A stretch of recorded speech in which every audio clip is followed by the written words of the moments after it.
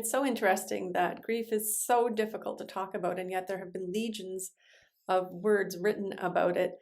Today we're going to explore the quote, "You cannot prevent the birds of sorrow from flying over your head, but you can prevent them from building nests in your hair." This quote has been attributed to be an old Chinese proverb, and then it's also been attributed to other historical people. So if you actually know the source of this quote, please let me know in the comments below in terms of giving credit where credit is due. Watch today's video, please, to learn how this quote supports my belief as a grief therapist that the way to navigate your grief is to create a relationship with your grief. My name is Jo McRogers, and I'm a social worker who supports grief both through this YouTube channel and in my private therapy practice. Please subscribe to the channel and turn on the notifications bell so that you'll know every time we post about all things grief. Please join the Grievolution community, where our goal is to do grief differently.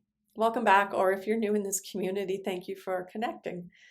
I've been speaking a lot lately in my YouTube videos and in the therapy sessions these last couple of weeks about having a relationship with your grief. This quote demonstrates my belief that the way through grief is to have a relationship with your grief, almost as though it's an extra entity.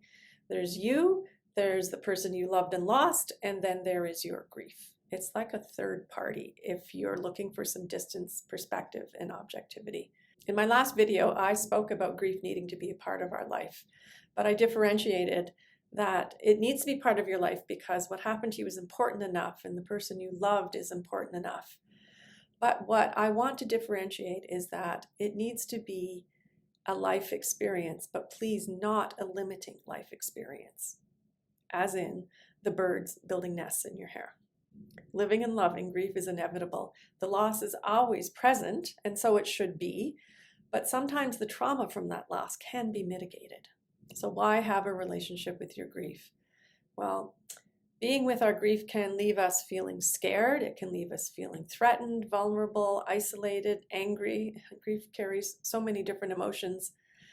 If you could, in the comments below, let us know what was the dominant emotion that you experienced in your early days of grief. Having a relationship with your grief needs to be done safely. The idea is not to send yourself into a free fall. So things like support and community, boundaries, knowing what serves you both mentally, physically, and emotionally are all key elements to being with your grief.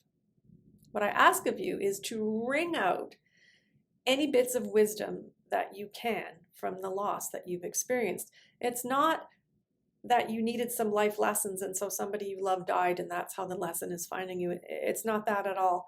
But one of the tasks of grief is to find meaning in the loss. So if we let the birds nest in our hair, we then become limited by that loss. Please don't let the birds build those nests.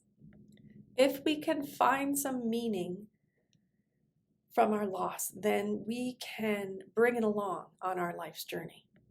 Any of you who have worked with me know that I'm always challenging you to enter into a relationship with your grief. Please let us know in the comments below what has worked for you in your relationship with your grief. Please share that as an inspiration to anybody who's new to their grief and watching this video. And any of you who are new to my ramblings, does this make sense to you? Does this threaten you? Can you see how this could help you integrate your grief into your life? Please add to our Grievolution community in the comments below. If this concept of having a relationship with your grief and not letting the birds nest in your hair has been helpful, then please like the video with the thumbs up down below, and please share with anybody who might benefit from this in their grief challenge. This will also let YouTube know to share it or recommend it broadly with anybody that's typing grief into a Google or a YouTube search. Let's all support one another. Please remember to subscribe to this channel so that you'll know when I post my next video that speaks to how to begin your relationship with your grief. In the next video, we're going to explore the difference between a grief reaction and a grief response. This is where you begin your relationship with your grief. On your journey into your relationship with your grief, I send you kind thoughts, kind words, and a kind heart. Thank you so much for watching today, and take care.